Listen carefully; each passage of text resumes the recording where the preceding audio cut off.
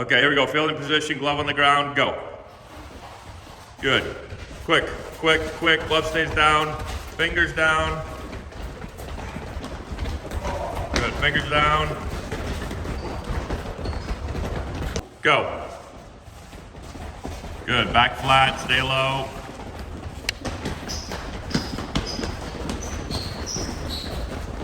Good, on the ground, on the ground, on the ground, on the ground. Get down, Kroll. Make sure the glove is open, the ball's coming this way. Ready? Go. Glove open, go. Good, back flat, glove open.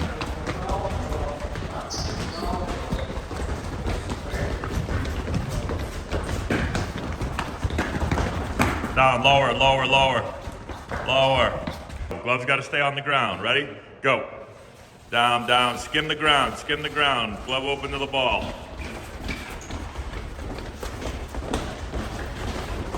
Yep, get on the ground. On the ground. Ready position, then sprint through the line. Go. Go. Once this guy gets into his ready position, next guy can get in it.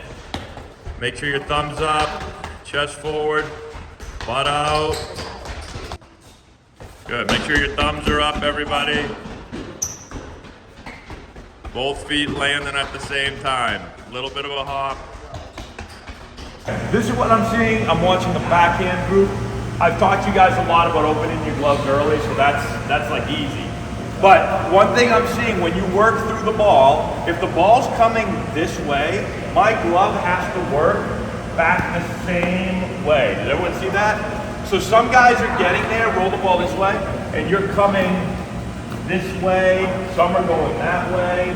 Your glove has to go on the same track as the ball. Do it again. So if I'm gonna work through here, I'm working that way. Everyone see that? The other thing is, I see a lot of guys doing this. So you're like flicking your wrist up this way. Roll the ball. So I don't wanna do this. I'm going to work through the ball. I'm going to work through the ball this way. See how my wrist isn't working like this? I'm not flicking. I'm just, my wrist is constant, and I'm just doing that through the ball. See how the ball, again, has to go in that glove? Right? So, no going this way or this way, be on track with the ball, and no flicking the glove up like this. Okay? And then again, it goes without saying, be open early, no doing this early down low, and then you can work through the ball. Is there anything special, Dad, over there that they need to do better? The only thing that I see is every time I tell them to open their glove, they still keep doing what they're doing. Yeah. Everyone wants to break Their habit? their habit there. Okay, good. Well, that kind of goes with what I want to say too. So I'm going to start out with a couple statistics real fast, and then I'm going to tell you kind of what I see. First of all, what's the hardest position in the infield to play on defense? Shortstop. Yes. Shortstop is the most demanding position in the infield. Right? That's why typically your shortstop doesn't have to hit as well, although now in the major leagues everybody can swing the bat pretty well. But shortstop's the toughest. Who led the major leagues last year in fielding percentage? I know there's a lot of ways to decide who's the best fielder, but when the ball was hit to a shortstop where they could get to it, field the ball and make an accurate throw, who led the major leagues in fielding percentage? Anyone know? Nope. Who? Nope. Nope, I'll tell you. Dansby Swanson. What was his fielding percentage? It's out of 1,000.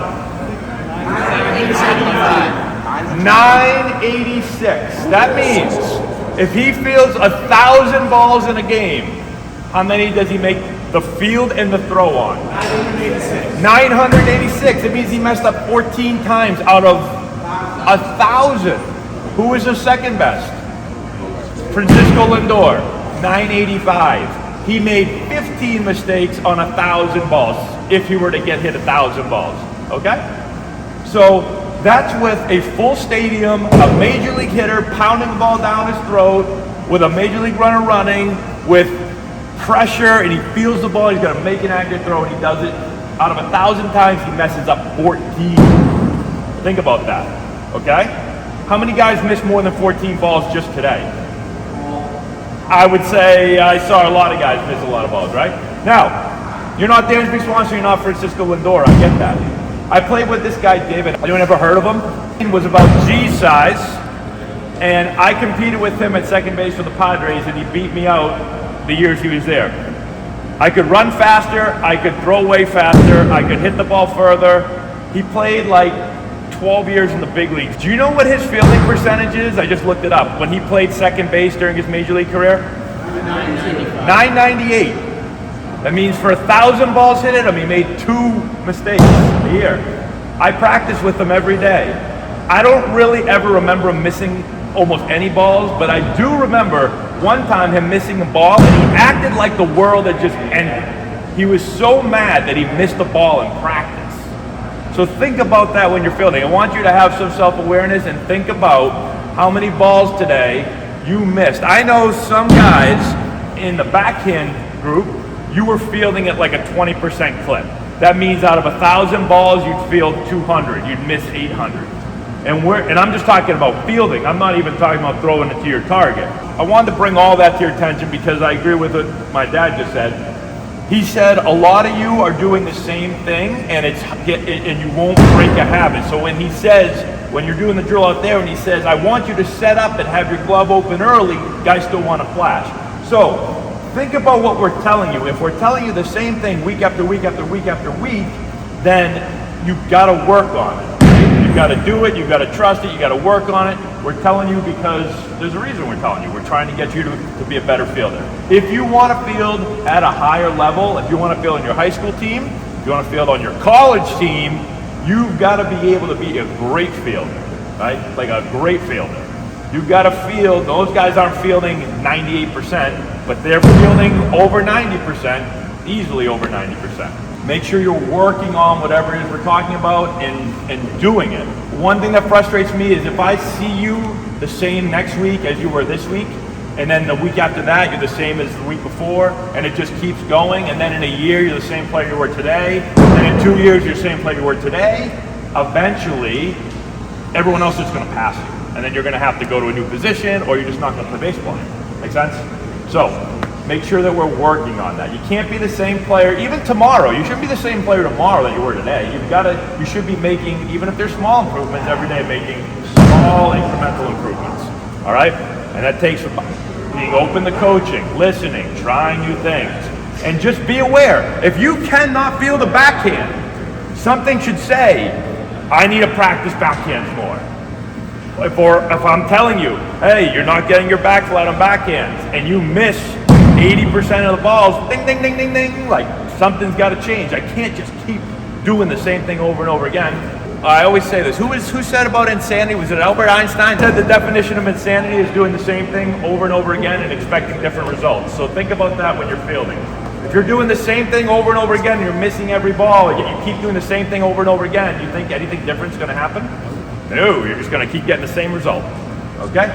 Sometimes I think I'm insane. What do you need to be a great infielder?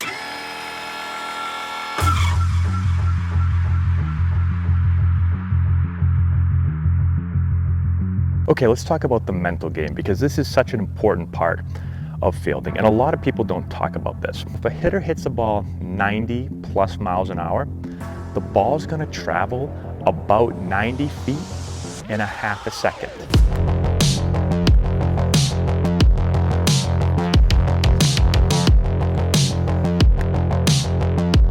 Left.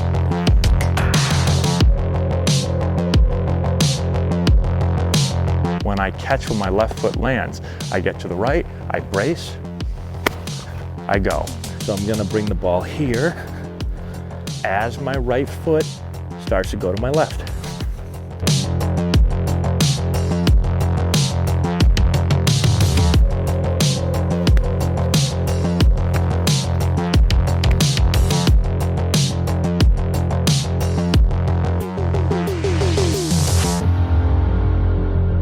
When I take the ball out of my glove, my fingers should be on top of the ball. I don't take it out like this. I don't take it out like this. I'm on top of the ball right here. But it's not just about fielding the ball again. It's about fielding the ball properly every single time.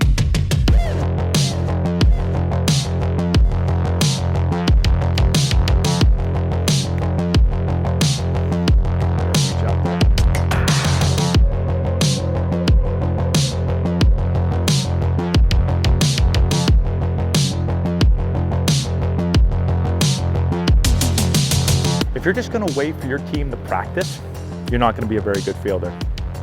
If you're just gonna wait to field at practice when your coach actually does fielding practice, you're not gonna be a very good fielder. If you think you're gonna get great fielding 3 to 5 balls in infield, outfield, you're crazy. You've gotta field a lot.